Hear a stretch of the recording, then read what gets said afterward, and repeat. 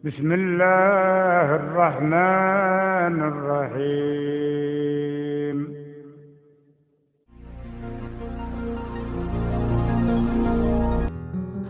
Assalamualaikum warahmatullahi wabarakatuh.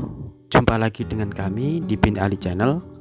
Kali ini kita akan membahas tentang seputar talak, fasakh, khulu, dan juga pengertian talak diambil dari kalimat itlaqo, artinya memutus. Sedangkan pengertian secara istilah adalah melepaskan ikatan perkawinan. Menurut pengertian dari kompilasi hukum Islam pasal 117 bahwa perceraian adalah ikrar suami di hadapan sidang pengadilan agama yang menjadi salah satu sebab putusnya sebuah perkawinan.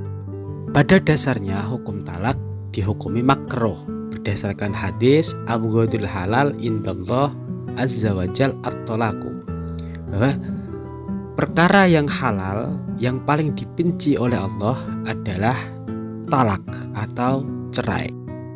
Berdasarkan macamnya talak dilihat dari segi keadaan istri ketika dijatuhi cerai itu dibagi menjadi dua. Yang pertama ada talak sunni dan juga talak bid'i. Talak sunni adalah talak yang dijatuhkan oleh seorang suami ketika keadaan istri dalam keadaan suci atau sedang tidak haid. Sedangkan talak bid'i adalah talak yang dijatuhkan oleh suami ketika keadaan istrinya sedang mengalami haid. Dikatakan sebagai talak bid'i karena sebab istri ketika ditalak dalam keadaan haid, maka iddah yang akan ditanggungnya semakin lama atau jangka waktu untuk dia terpaut dari iddah maka semakin panjang. Apa itu talak bain? Talak bain adalah talak yang dijatuhkan 3 kali dari seorang suami terhadap istrinya.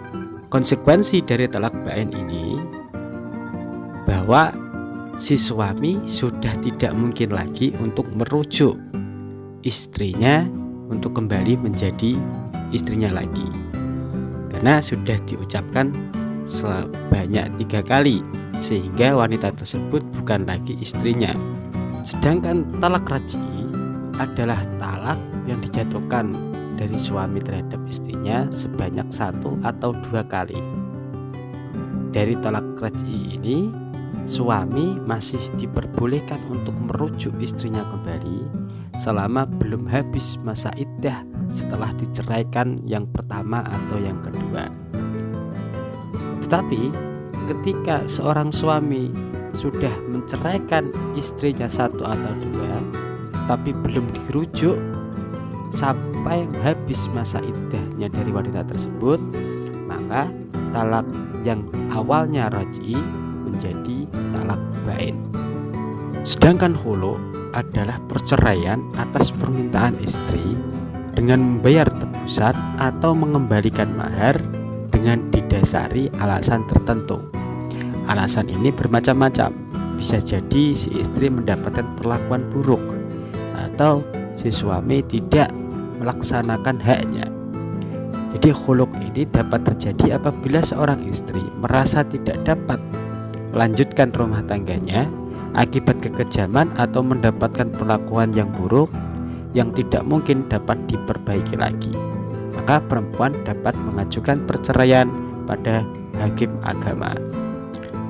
Fasakh yaitu putusnya ikatan perkawinan disebabkan tidak terpenuhinya syarat-syarat pada nikah atau timbulnya hal-hal yang membatalkan sebuah pernikahan. Contoh, jika sebuah perkawinan sudah terjadi, akan tetapi setelah perkawinan diketahui bahwa istrinya bukan merupakan wanita tulen, akan tetapi dia merupakan seorang laki-laki, maka pernikahan tersebut dihukumi batal atau fasakh. Artinya tidak terpenuhinya syarat terjadinya pernikahan, yaitu mempelai wanita merupakan seorang wanita tulen. Karena diketahui ternyata dia bukan wanita tulen, maka dihukumi batal, harus difasakh, harus diputus sebuah pernikahan tersebut. Seorang wanita diceraikan, maka wanita tersebut mengalami masa iddah, yaitu masa tunggu bagi wanita untuk menikah lagi disebabkan karena diceraikan oleh suaminya atau suaminya meninggal dunia.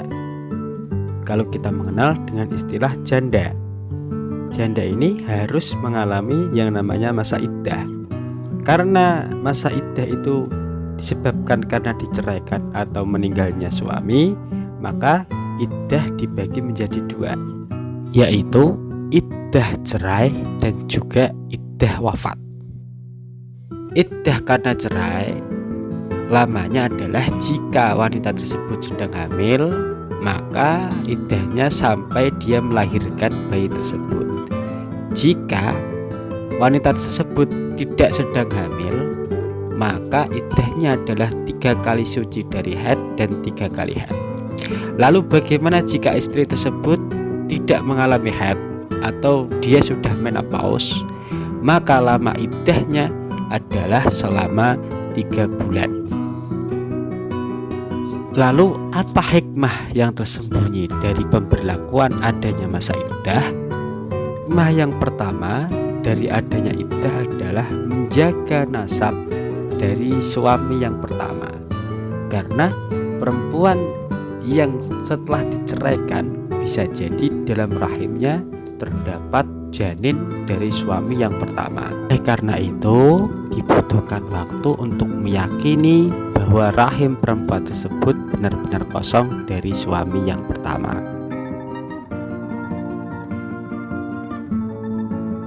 Hikmah yang kedua adalah untuk menjaga perasaan mantan suami atau keluarga dari mantan suami. Karena jika seorang istri setelah diceraikan atau setelah ditinggal mati, kemudian dia langsung kawin lagi, maka hatinya sakit banget.